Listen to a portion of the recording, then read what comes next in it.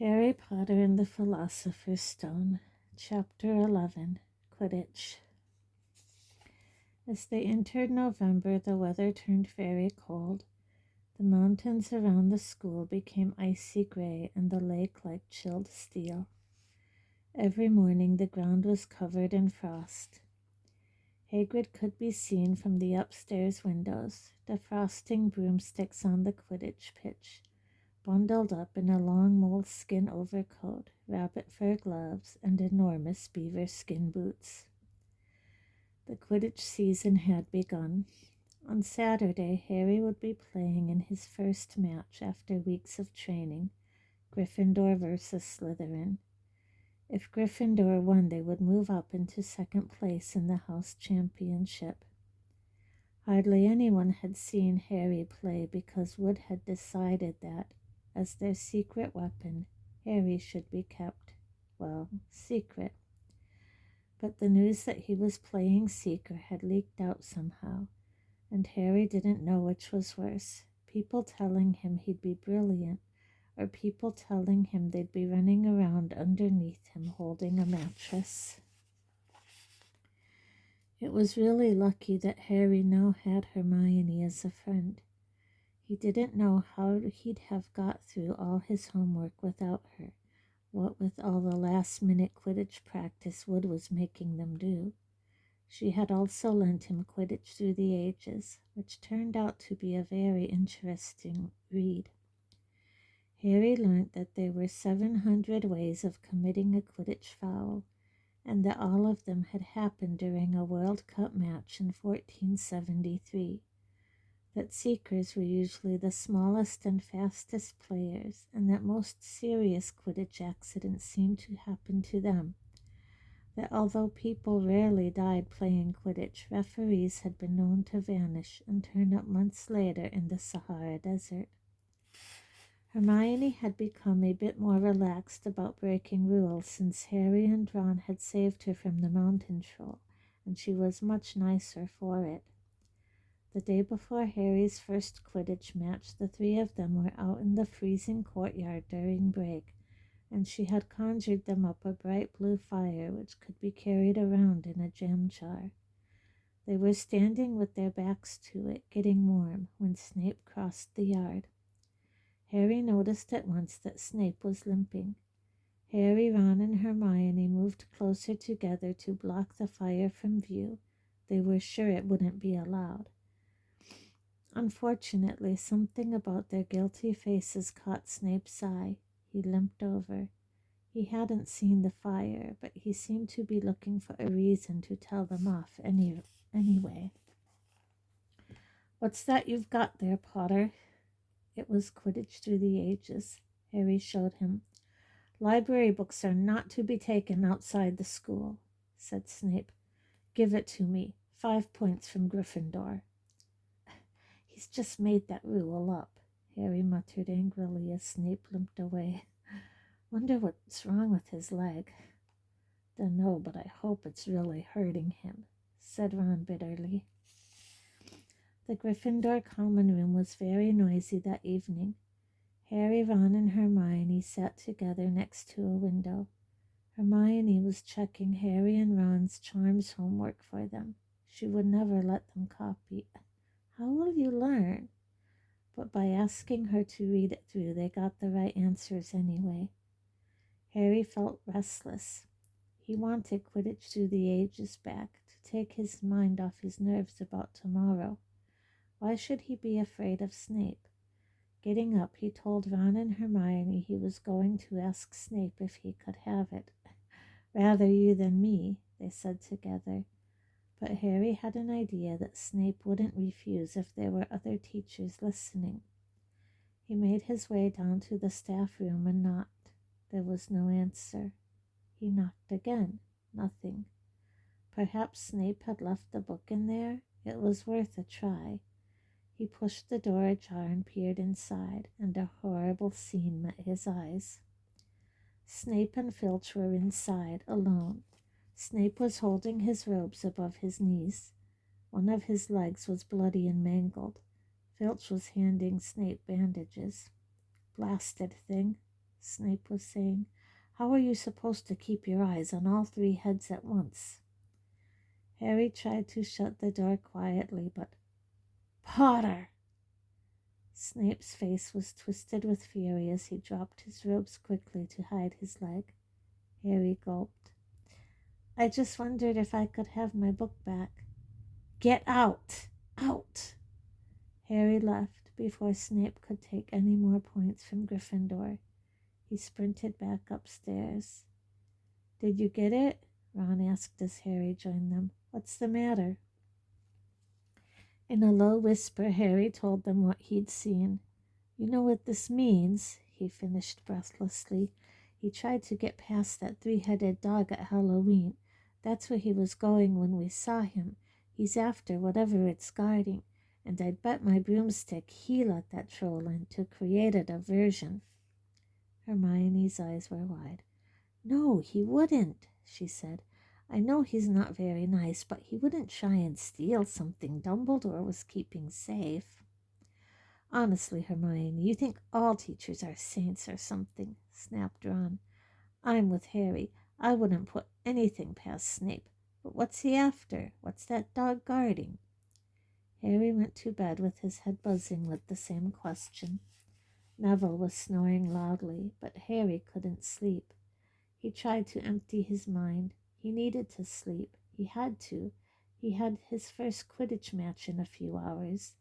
But the expression on Snape's face when Harry had seen his leg wasn't easy to forget. The next morning dawned very bright and cold. The great hall was full of the delicious smell of fried sausages and the cheerful chatter of everyone looking forward to a good Quidditch match. "You've got to eat some breakfast." "I don't want anything." "Just a bit of toast," wheedled Hermione. "I'm not hungry." Harry felt terrible. In an hour's time he'd be walking onto the pitch. "Harry, you need your strength," said Seamus Finnegan. "Seekers are always the ones who get nobbled by the other team." "Thanks, Seamus," said Harry, watching Seamus pile ketchup on his sausages. By 11 o'clock, the whole school seemed to be out in the stands around the Quidditch pitch. Many students had binoculars.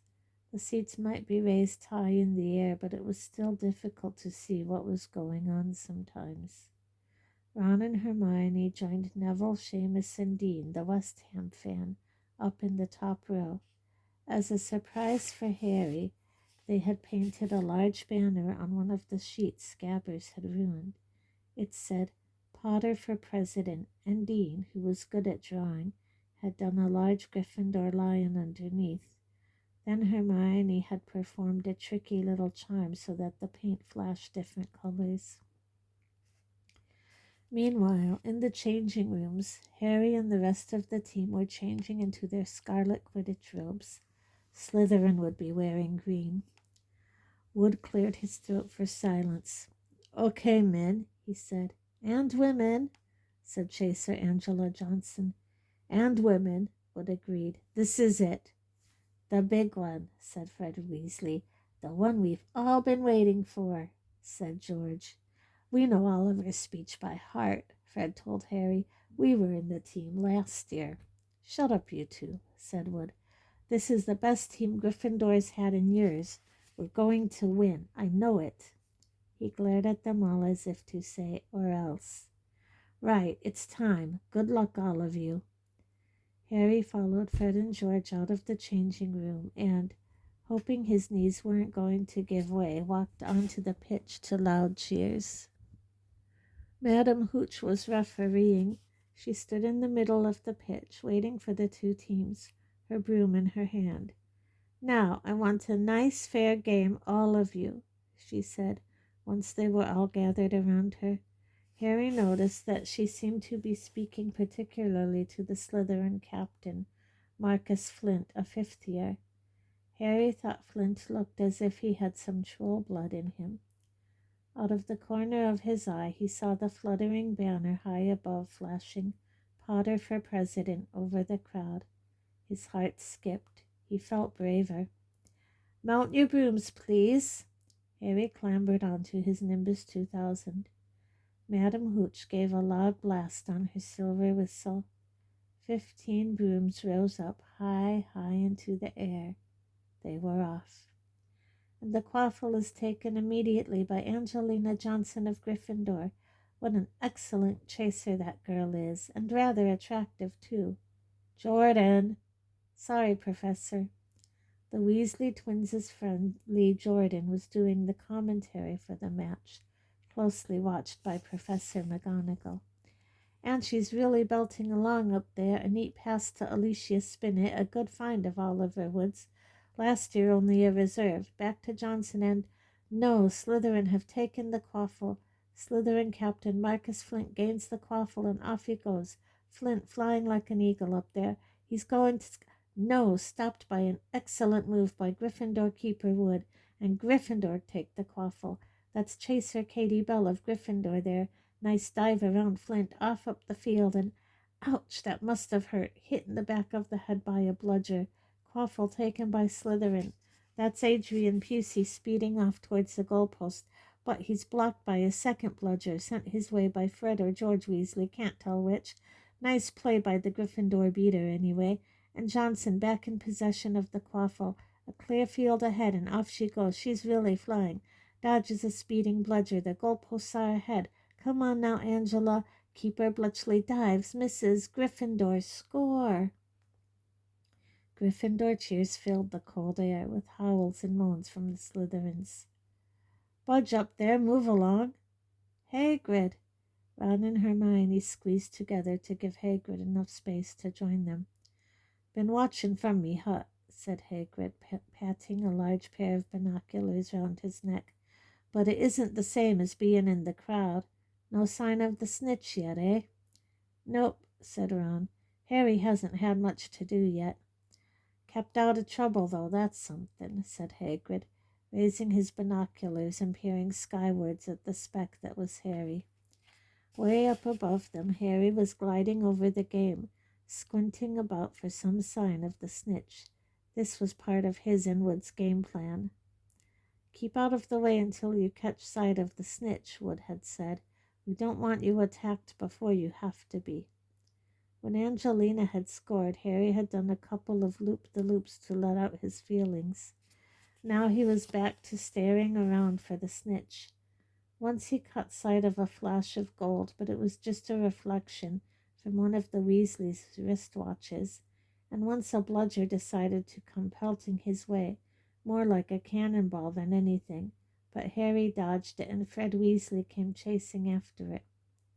All right there, Harry, he had time to yell as he beat the bludger furiously towards Marcus Flint. Slytherin in possession, Lee Jordan was saying. Chaser Pusey ducks 2 bludgers, 2 Weasleys, and Chaser Bell, and speeds toward the... Wait a moment, was that the snitch? A murmur ran through the crowd as Adrian Pusey dropped the quaffle, too busy looking over his shoulder at the flash of gold that had passed his left ear. Harry saw it. In a great rush of excitement, he dived downwards after the streak of gold. Slytherin seeker Terence Higgs had seen it too. Neck and neck they hurtled towards the snitch. All the chasers seemed to have forgotten what they were supposed to be doing as they hung in midair to watch. Harry was faster than Higgs. He could see the little round ball, wings fluttering, darting up ahead. He put on an extra spurt of speed. Wham! A roar of rage echoed from the Gryffindors below. Marcus Flint had blocked Harry on purpose, and Harry's broom spun off course, Harry holding on for dear life. Foul! Screamed the Gryffindors. Madam Hooch spoke angrily to Flint and then ordered a free shot at the goalpost for Gryffindor. But in all the confusion, of course, the golden snitch had disappeared from sight again. Down in the stands, Dean Thomas was yelling, Send him off, ref! Red card! This isn't football, Dean, Ron reminded him. You can't send people off in Quidditch. And what's a red card? But Hagrid was on Dean's side. They ought to change the rules. Flint could have knocked Harry out of the air. Lee Jordan was finding it difficult not to take sides. So, after that obvious and disgusting bit of cheating, Jordan, growled Professor McGonagall. I mean after that open and revolting foul. Jordan, I'm warning you. All right, all right. Flint nearly kills the Gryffindor seeker, which could happen to anyone, I'm sure. So a penalty to Gryffindor taken by Spinnet, who puts it away no trouble, and we continue play. Gryffindor still in possession. It was as Harry dodged another bludger which went spinning dangerously past his head that it happened. His broom gave a sudden frightening lurch. For a split second he thought he was going to fall. He gripped the broom tightly with both his hands and knees. He'd never felt anything like that. It happened again. It was as though the broom was trying to buck him off. But Nimbus 2000s did not suddenly decide to buck their riders off. Harry tried to turn back towards the Gryffindor goalposts. He had half a mind to ask Wood to call time out, and then he realized that his broom was completely out of his control. He couldn't turn it. He couldn't direct it at all.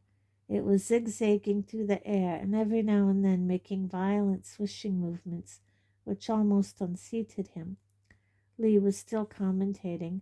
Slytherin in possession, Flint with the quaffle, passes Spinnet, passes Bell, hit hard in the face by a bludger. Hope it broke his nose. Only joking, Professor. Slytherin score. Oh, no. The Slytherins were cheering. No one seemed to have noticed that Harry's broom was behaving strangely. It was carrying him slowly higher away from the game, jerking and twitching as it went. Don't know what Harry thinks he's doing, Hagrid mumbled. He stared through his binoculars. If I didn't know better, I'd say he lost control of his broom.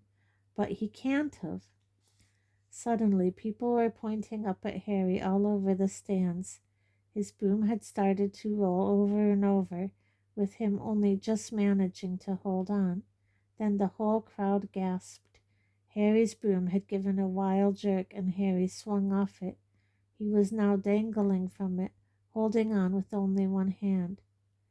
Did something happen to it when Flint blocked him? Seamus whispered.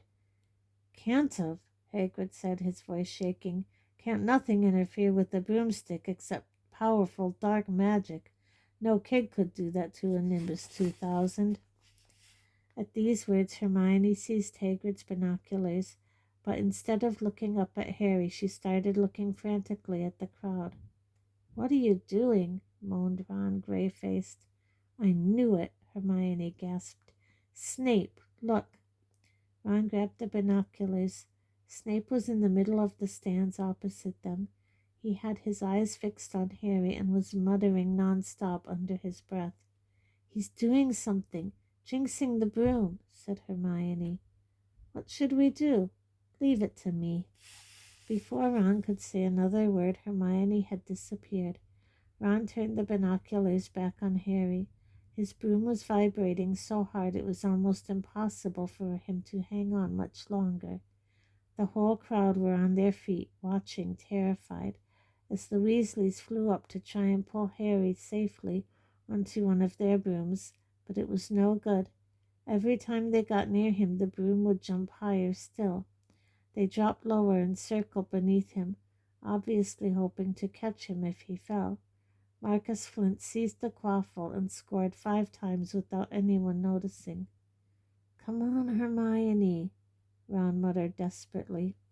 Hermione had fought her way across to the stand where Snape stood and was now racing along the row behind him. She didn't even stop to say sorry as she knocked Professor Quirrell headfirst into the row in front. Reaching Snape, she crouched down, pulled out her wand, and whispered a few well-chosen words. Bright blue flames shot from her wand onto the hem of Snape's robes. It took perhaps 30 seconds for Snape to realize that he was on fire. A sudden yelp told her she had done her job. Scooping the fire off him into a little jar in her pocket, she scrambled back along the row. Snape would never know what had happened. It was enough. Up in the air, Harry was suddenly able to clamber back onto his broom. Neville, you can look, Ron said. Neville had been sobbing into Hagrid's jacket for the last 5 minutes. Harry was speeding towards the ground when the crowd saw him clap his hand to his mouth as though he was about to be sick. He hit the pitch on all fours, coughed, and something gold fell into his hand. "I've got the snitch," he shouted, waving it above his head, and the game ended in complete confusion. "He didn't catch it. He nearly swallowed it." Flint was still howling 20 minutes later, but it made no difference. Harry hadn't broken any rules, and Lee Jordan was still happily shouting the result. Gryffindor had won by 170 points to 60. Harry never heard any of this, though. He was being made a cup of strong tea back in Hagrid's hut with Ron and Hermione. "It was Snape," Ron was explaining. "Hermione saw him. He was cursing your broomstick, muttering. He wouldn't take his eyes off you." "Rubbish," said Hagrid, who hadn't heard a word of what had gone on next to him in the stands. "Why would Snape do something like that?" Harry, Ron, and Hermione looked at each other, wondering what to tell him. Harry decided on the truth. "I found out something about him," he told Hagrid. "He tried to get past that three-headed dog at Halloween. It bit him. We think he was trying to steal whatever it's guarding." Hagrid dropped the teapot. "How do you know about Fluffy?" he asked. "Fluffy?" "Yeah, he's mine. Bought him off a Greek chappie I met in the pub last year. I lent him to Dumbledore to guard the—" "Yes?" said Harry eagerly. "Now don't ask me any more," said Hagrid gruffly. "That's top secret, that is." "But Snape's trying to steal it." "Rubbish," said Hagrid again. "Snape's a Hogwarts teacher. He'd do nothing of the sort." "So why did he just try and kill Harry?" cried Hermione. The afternoon's events certainly seemed to have changed her mind about Snape. "I know a jinx when I see one, Hagrid. I've read all about them. You've got to keep eye contact, and Snape wasn't blinking at all. I saw him." "I'm telling you, you're wrong," said Hagrid hotly. "I don't know why Harry's broom acted like that, but Snape wouldn't try and kill a student. Now listen to me, all three of you. You meddling in things that don't concern you. It's dangerous. You forget that dog and you forget what it's guarding. That's between Professor Dumbledore and Nicholas Flamel." "Aha," said Harry. "So there's someone called Nicholas Flamel involved, is there?" Hagrid looked furious with himself.